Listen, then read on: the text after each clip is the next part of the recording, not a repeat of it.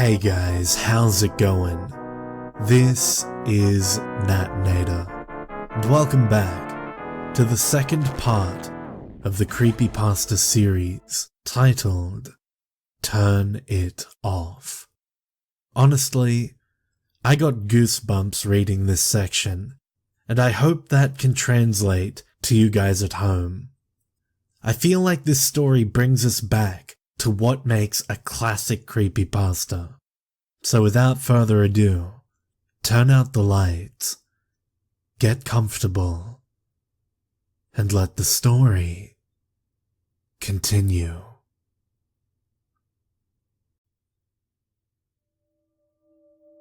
Looks good, right? He boasted. It's awesome, I admitted, opening the gate and surveying the area.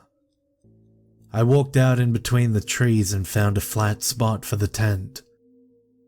I turned around to ask Chris's opinion and paused, a little disappointed.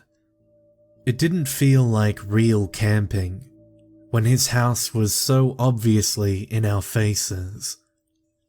Hey, let's go a little further in so it at least feels legit, I said, and walked back to pick up my bags. Chris objected to carrying his heavy shit any further. We walked in a straight line from Chris's house and kept checking behind us until the house was just about obscured by trees in front of each other.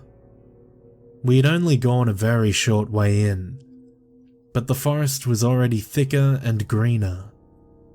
There was even a long rope swing hanging from one of the trees, but it looked too old to hold our weight, so we decided to keep our spines unbroken and give it a miss.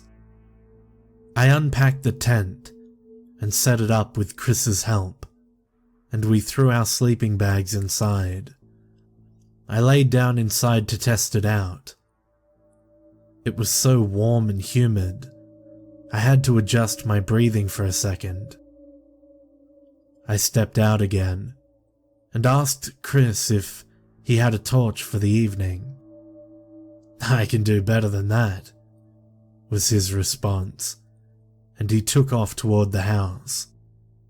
I was too hot to run after him, so I opened my rucksack and cracked open a bottle of water, downing half of it and putting the rest back in the pack. I laid down on a patch of grass and looked up at the canopy. The leaves were shifting gently in a breeze I couldn't feel from down here, and I watched them sway and mesh together until I heard Chris return. "Did you get a torch?" I asked, closing my eyes. The sun shone through my eyelids and colored my vision red. I listened to the soft sound of his footsteps on the grass as he walked past me, toward the rope swing. "That's not gonna hold you," I warned, as I heard him tug the branch with a small creak. He tugged it, and it creaked in response. I listened. He tugged it once more, and again.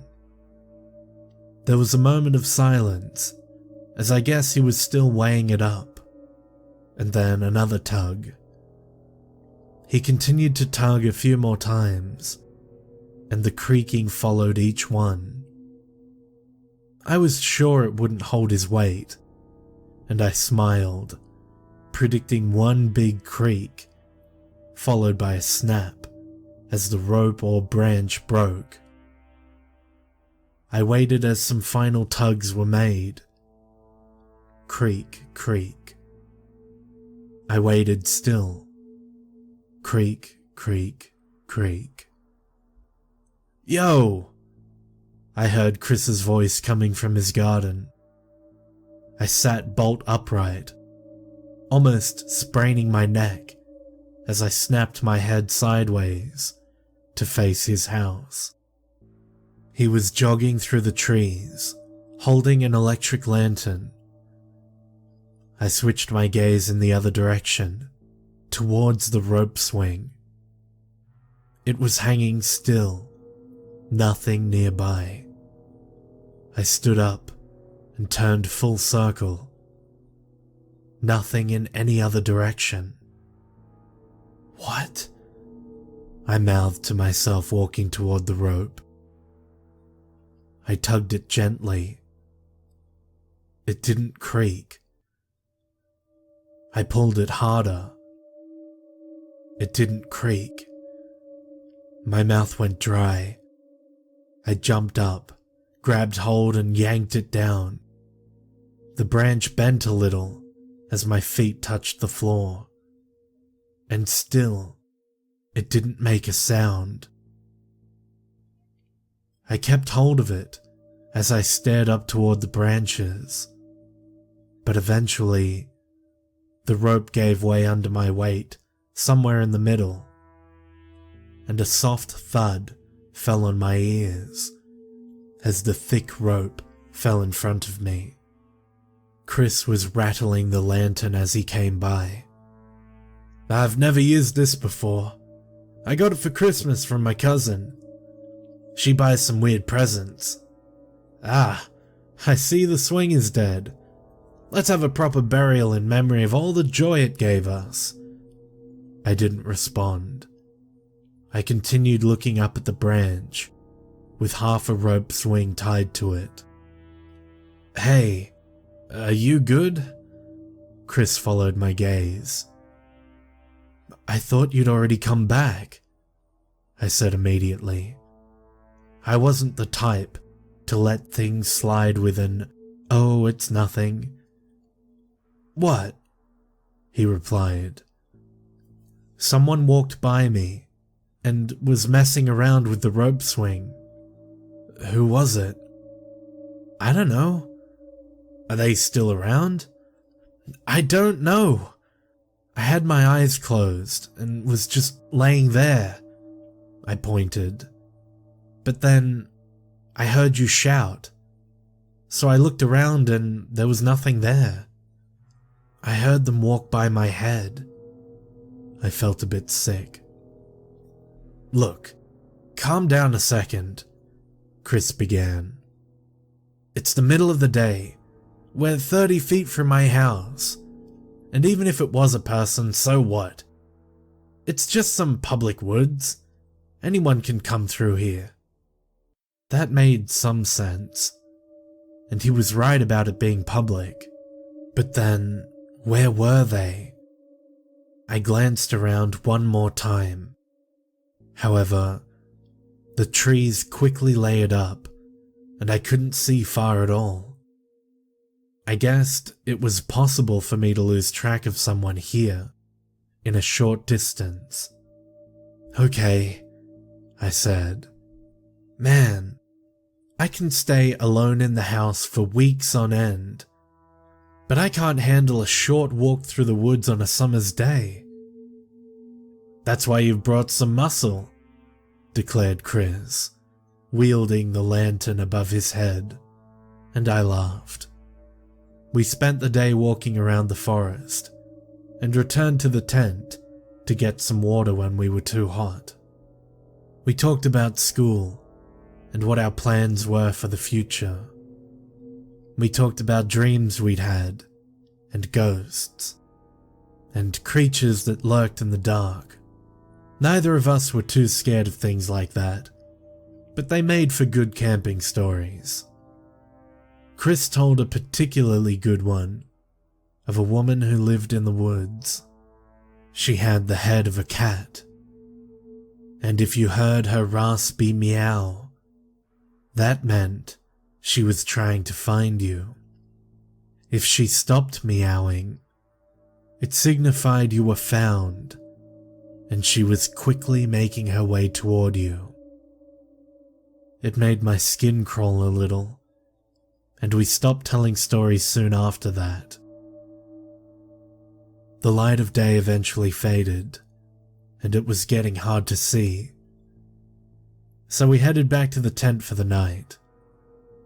The impressive heat during the day had killed our appetites, so we left the food for now and decided we'd eat in the night if we got hungry.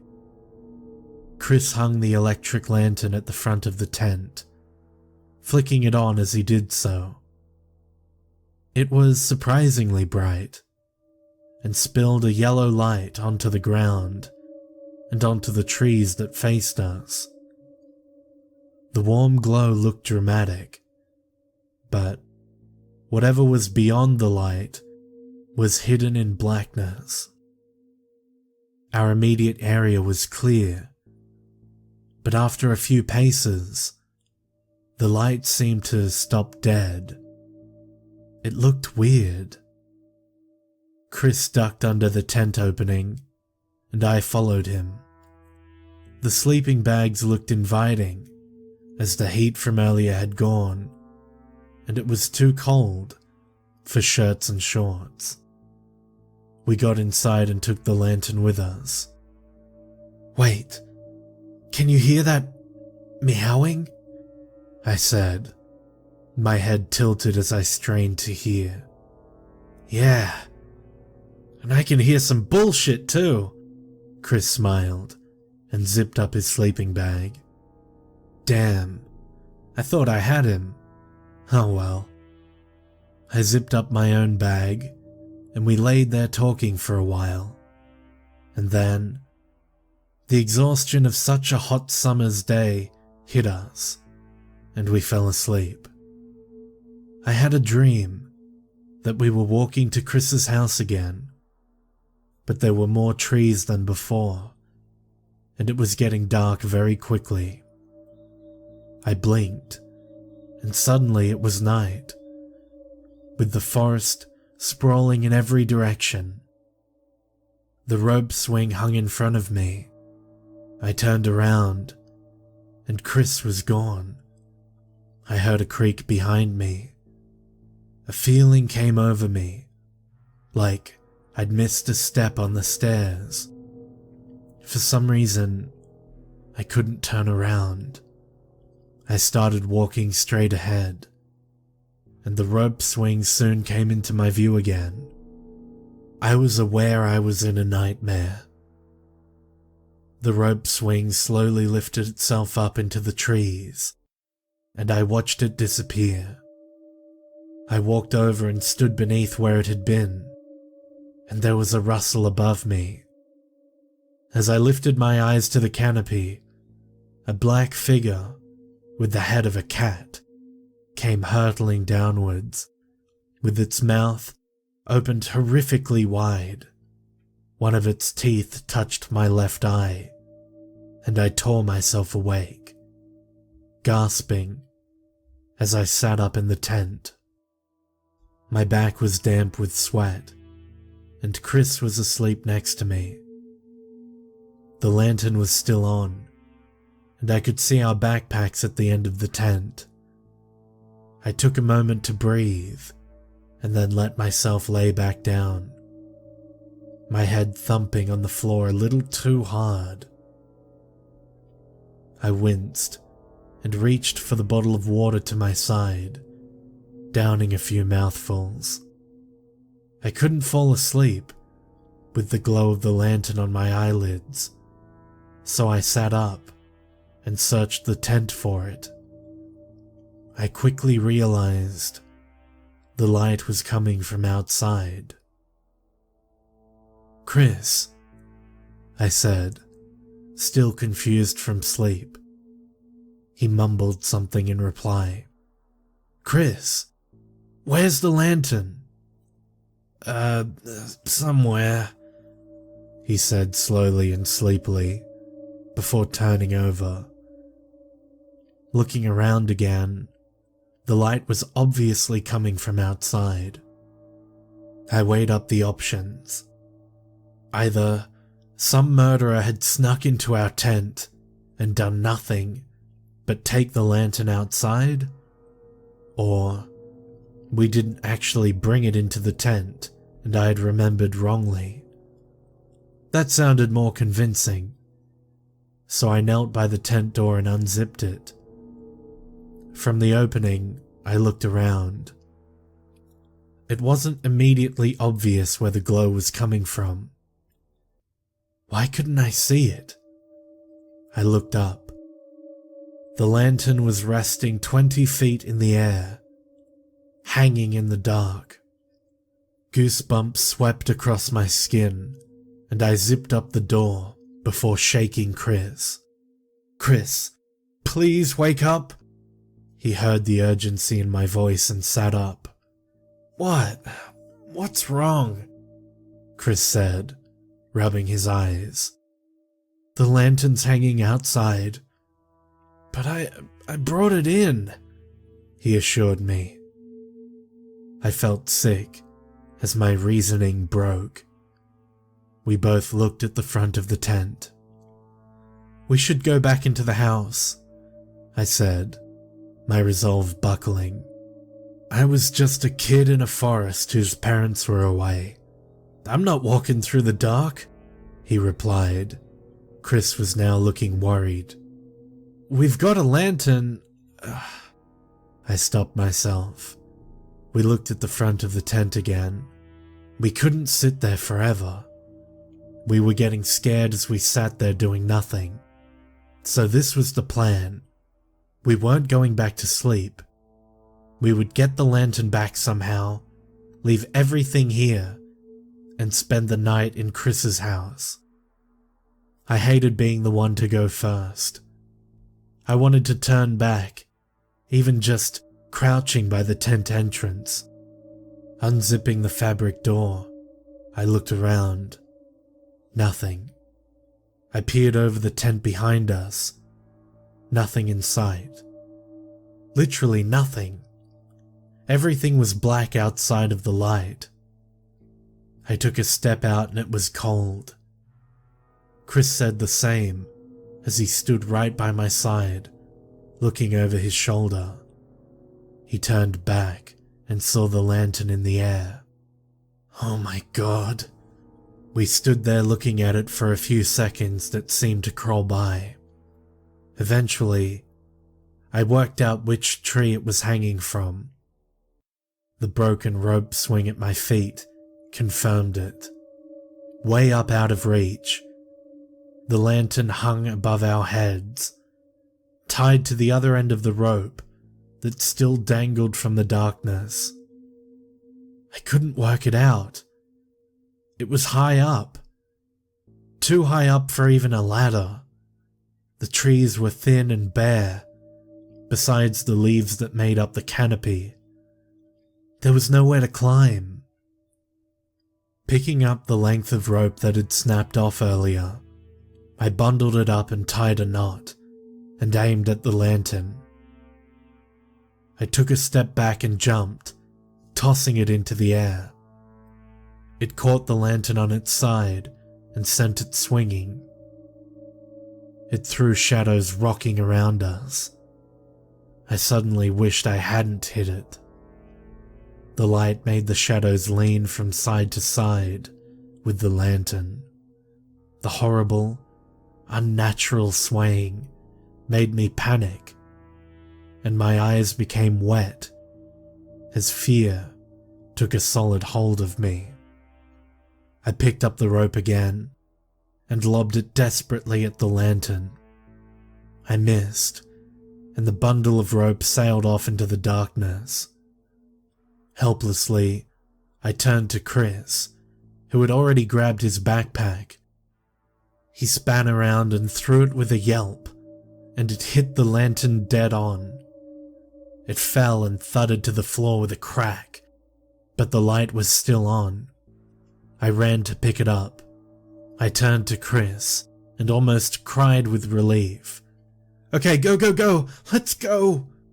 I urged, and he started jogging quickly toward his house as I followed.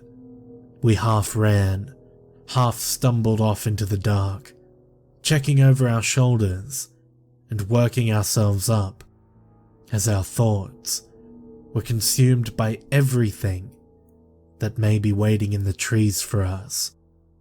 I don't know how long we were moving, but it soon became apparent that Chris's house wasn't in this direction. "For God's sake, where is it?" Chris said, tension taking hold of his voice. "We'll have to find the tent and try again." A couple of tears were forming at the corners of his eyes. They were probably on mine too, but my heart was thumping so hard I didn't notice. "Okay." I took a breath, and we turned around, heading in a straight line directly behind us. What if we didn't find the tent? I couldn't stop myself thinking that over and over as we retraced our steps. We walked for what seemed like twice as long before the light finally fell on the side of the tent.